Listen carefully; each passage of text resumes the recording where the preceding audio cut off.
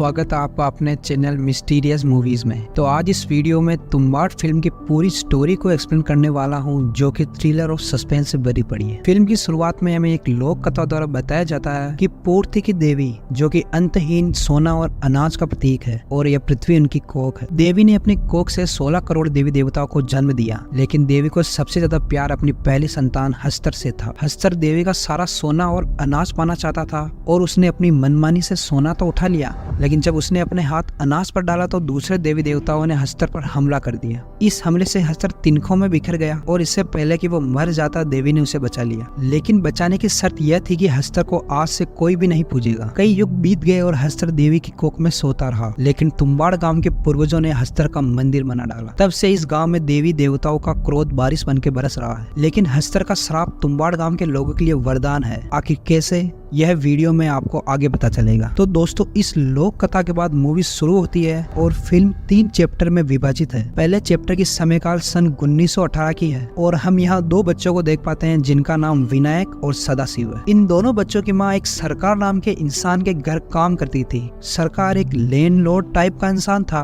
और विनायक की माँ उसके वाड़े में सोने की मुद्रा के लालच में काम कर रही थी। इतना ही नहीं, हम देखते हैं कि विनायक के घर में उसकी दादी बंधी हुई थी, और उन्हें देखकर ऐसा लग रहा था कि वह कई सालों से जिंदा है। कहानी में हमें आगे पता चलता है कि सरकार की आपातकालीन मृत्यु हो गई है, जिससे विनायक का परिवार अगले दिन तुम्बाड़ छोड़कर पुणे जाने की सोचता है। लेकिन विनायक का कहना था कि सरकार के मरने के बाद वाड़ा उनका हुआ, और वाड़े के छुपे खजाने को ढूंढने की बोलता है। विनायक की माँ कहती है कि सरकार पूरी जिंदगी खजाना ढूंढता रहा और उसे कुछ नहीं मिला, इसका मतलब खजाना है ही नहीं। इस बात पर विनायक का कहना था कि खजाना सच में है, और इस खजाने के बारे में बुढ़िया यानी उसकी दादी को जरूर पता होगा। उसी दिन हम विनायक के भाई सदाशिव को देखते हैं, जो कि ऊंचे पेड़ की टहनी से गिर जाता है, जिससे उसे बहुत गहरी चोट आती है। विनायक की माँ सदाशिव को वैद्य के पास ले जाने की सोचती है, और वह विनायक को अपनी दादी को खाना देने को बोलती है। वह बोलती है कि अगर उसकी दादी अजीब बर्ताव करे तो विनायक उसे सो जा वरना हंसता रह जाएगा बोलकर सुला सकता है। अब विनायक जब अपनी दादी को खाना देने जाता है तो वह उसे अपनी तरफ खजाने के बारे में बात करके आकर्षित करती है। इस वक्त तक विनायक भूल चुका था कि उसकी दादी को सुलाने के लिए उसे क्या कहना है, और हम देख पाते हैं कि दादी विनायक के पैर में जंजीर बांधकर उसे अपने कमरे की तरफ खींचने लगती है। दादी बहुत ही भयानक रूप में थी, मानो उन पर किसी तरह का श्राप हो या फिर वह इंसान ही ना हो,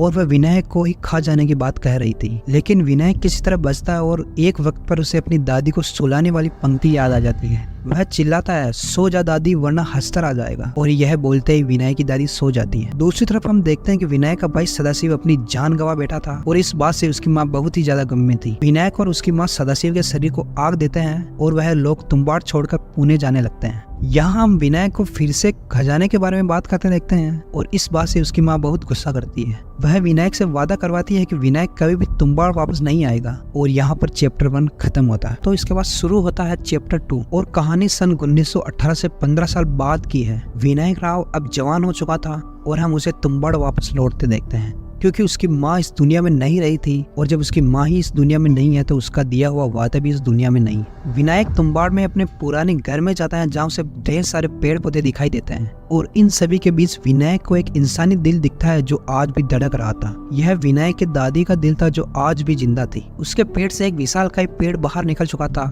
विनायक अपनी दादी से खजाने के बारे में पूछने लगता है। पहले तो विनायक की दादी उसे लालची पुकार कर खजाने के बारे में कुछ नहीं बताती है, लेकिन विनायक बार बार उन्हें यह बोलकर मना रहा था कि अगर उसने इस खजाने पर दावा नहीं किया तो कोई और कर लेगा। दादी बताती है कि वह हस्तर की वजह से अमर हो चुकी है, और अगर विनायक उसे जलाकर इस श्राप से मुक्ति देगा तो वह विनायक को इस खजाने के बारे में बताएगी। ठीक ऐसा ही होता है, और अगले दिन हम विनायक को अपनी दादी को जलाते हुए देखते हैं। इसके बाद विनायक कई दिनों तक वाड़े में खजाना ढूंढता है, और उसे शायद इस खजाने का राज भी पता चल चुका था। इसके बाद हम विनायक को पुणे वापस लौटते देखते हैं, और कई दिनों तक तुम्बाड़ में रहने की वजह से विनायक की दाढ़ी और बाल काफी बड़े हो गए थे। विनायक के गैर मौजूदगी में उसकी बीवी आटा पीसने का काम करने लगी थी, और हम विनायक को वापस प्रॉपर लुक में आते देखते हैं। तैयार होकर विनायक सीधा अपने मुनीम के पास जाता है, जहाँ वह अपने पुराने कर्ज उतारने की बात करता है। विनायक का कर्ज था 36 रुपए, और इस कर्ज को उतारने के लिए वह मुनीम को एक सोने की मुद्रा देता है, जिसका बाजारी मूल्य 100 रुपए था। विनायक मुनीम से बाकी के पैसे लेता है, और वह मुनीम को 3 और सोने की मुद्रा बेचने की बात करता है। इस बात को सुनकर मुनीम डर जाता है, और वो बोलता है कि विनायक कहीं से चोरी करके तो यह सारी दौलत ला नहीं रहा है। लेकिन विनायक का कहना था कि यह उसका पुश्तैनी खजाना है, इसके बाद हम विनायक को बार बार तुम्बाड़ जाते देखते हैं, जहाँ से वह हमेशा सोने की मुद्रा लाया करता था, जिससे वह दिन प्रतिदिन काफी अमीर होता जा रहा था। वह अब खुद के लिए एक मोटरसाइकिल खरीद लिया था और वह अपने मुनीम को ही उधार देने लग गया था। दूसरी तरफ हम देखते हैं कि मुनीम की जान पहचान एक ब्रिटिश ऑफिसर से थी और उस ऑफिसर का 1 महीने में ट्रांसफर होने वाला था। जाने से पहले वह ऑफिसर मुनीम को कुछ जमीन बेचने का प्रस्ताव रखता है और उन जमीन को खरीदने के लिए मुनीम को ढेर सारा पैसा चाहिए था। पैसा पाने के लिए मुनीम विनायक को इस सोने के धंधे में पार्टनर बनाने की कोशिश करता है, लेकिन विनायक पार्टनरशिप में कुछ खास दिलचस्पी नहीं लेता है और हारकर मुनीम ठान लेता है कि वह खुद भी तुम्बाड़ जाएगा ताकि वह भी बाड़ में सोने की मुद्रा ढूंढ सके। विनायक को पुणे में ही 2 दिन तक रुकने के लिए मुनीम उसे एक विधवा औरत बेच देता है ताकि विनायक उसके साथ रास लीला रचाते रहे। ठीक ऐसा ही कुछ होता भी है, लेकिन यह औरत विनायक से 100 रुपए लेकर उसे यह बताती है कि मुनीम ने उसे 50 रुपए दिए हैं ताकि वह विनायक को यहाँ रोक सके और मुनीम खुद तुम्बाड़ जाकर वापस सोने की मुद्रा ला सके। इस बात का पता चलते ही विनायक फौरन तुम्बाड़ जाता है और उसे वहाँ मुनीम दिखाई देता है। विनायक जानबूझकर अनजान बनते हुए मुनीम के सामने उस वाड़े के कुएं में जाता है और कुछ ही घंटों बाद वह उसमें से कुछ सोने की मुद्रा लेकर बाहर आता हुआ दिखाई देता है। विनायक के कुएं से दूर जाते ही मुनीम उस कुएं के अंदर जाता है और वहाँ उसे एक बड़ा सा दरवाजा दिखाई देता है जिसके ऊपर पूर्ति की देवी की मूर्ति बनी हुई थी। मुनीम उस दरवाजे को खोलकर और भी अंदर उतरता है और वहाँ हम शायद देवी की कोख देख पाते हैं, क्योंकि इस जगह की दीवार एकदम लाल थी और वह अजीब तरीके से हिल भी रही थी। इस जगह को देखकर ऐसा लग रहा था कि मानो यह किसी के शरीर का अंदरूनी हिस्सा है जो कि सांस ले रहा है। मुनीम को यह विनायक का टिफिन दिखाई देता है और इस टिफिन के अंदर एक आटे की गुड़िया थी, लेकिन टिफिन को खोलते ही हम किसी अनजान आकृति को काफी तेज इधर उधर भागता देखते हैं और यह मुनीम को उठा ले जाती है। इसके बाद हम विनायक को वापस आते देखते हैं। विनायक देवी की कोख में जाकर सबसे पहले एक आटे का घेरा बनाता था ताकि हस्तर इस घेरे के अंदर ना आ सके, और फिर वह हस्तर को बुलाकर उसे आटे की गुड़िया खाने के लिए देता था। अब हस्तर आटे की गुड़िया को इसलिए खा पाता था क्योंकि वह खुद से लेना या चुरा नहीं रहा था, बल्कि उसे इंसान द्वारा दिया गया था। जब तक हस्तर आटे की गुड़िया को खाता, विनायक दौड़कर हस्तर के कमर में बंधे पोटली को खोल देता था, जिससे ढेर सारे सोने के सिक्के बाहर गिरते थे। विनायक इन सिक्कों को जल्दी से कलेक्ट करके वहाँ से रस्सी पर लटकता हुआ भागता, क्योंकि अगर हस्तर उस गुड़िया को खाकर खत्म कर लिया तो वह विनायक की तरफ आएगा और उसे छू लेगा।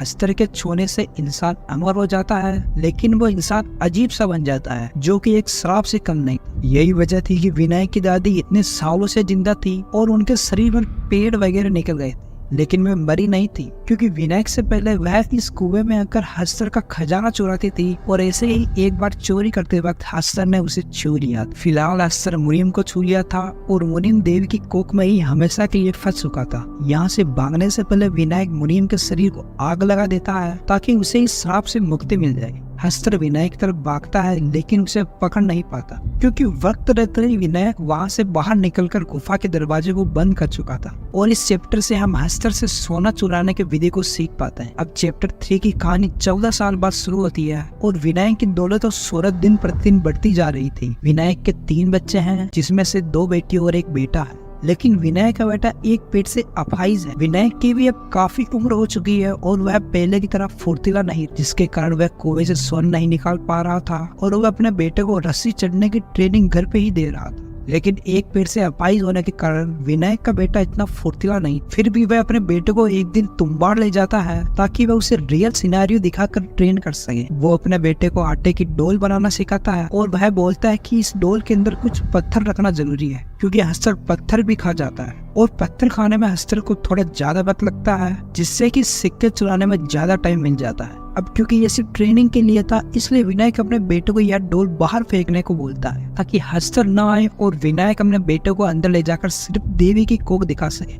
लेकिन विनायक का बेटा इस डोल को अंदर ले आता है और हस्तर आ जाता है। विनायक किसी तरह अपने बेटे को हस्तर से बचाता है और वह आटे की बनी डोल को हस्तर की तरफ फेंकता है। हस्तर डोल को खाने लगता है और विनायक का बेटा हस्तर की पोटली खोलकर कुछ सोने की मुद्रा चुरा कर यहाँ से भागता है। यह दोनों किसी तरह यहाँ से बचकर निकलते हैं और विनायक अपने बेटे को आटे की डोल अंदर ले जाने के कारण काफी पीटता है। विनायक के हिसाब से यह काफी रिस्की था, लेकिन विनायक का बेटा इस बात से खुश था कि उसने हस्तर से सोने की मुद्रा चुरा ली। और हम यहाँ देख पाते हैं कि विनायक का बेटा विनायक से भी ज्यादा लालची था। तो यह दोनों पुणे वापस आ जाते हैं और विनायक का बेटा अपनी पहली कमाई से काफी खुश था। वह इन पैसों को उड़ाना चाहता था और इतनी कम उम्र में उसे लड़कियां भी चाहिए थी। कुछ दिनों बाद विनायक को पता चलता है कि तुम्बाड़ का वाड़ा भारत सरकार को दान में दे दिया गया है और आज से 1 हफ्ते बाद विनायक इस वाड़े के अंदर नहीं जा पाए, क्योंकि वाड़े को बाहर से सरकार द्वारा बंद कर दिया जाएगा। यह बात सुनकर विनायक काफी चिंतित था और उसे समझ नहीं आ रहा था कि वह इस सिचुएशन को कैसे हैंडल करे।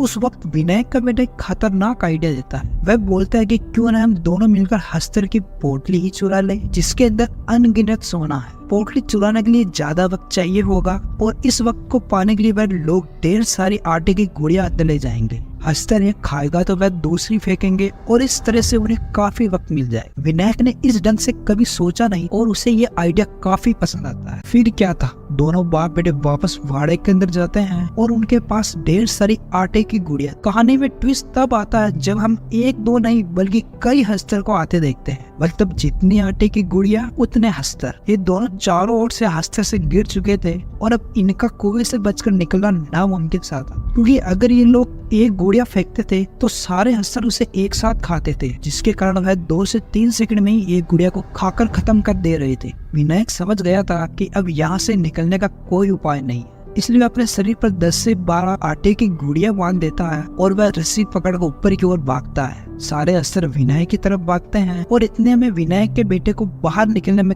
काफी वक्त मिल जाता है। बाहर दरवाजे पर भी उन्होंने आटे का घेरा बनाया था और ढेर सारे हस्तर इस घेरे को पार करते ही तिनकों में बिखर जाते हैं। विनायक का बेटा रोते हुए वाड़े से बाहर निकलता है और वह वहाँ अपने पिता विनायक को देखता है, जिन्हें श्राप लग चुका था।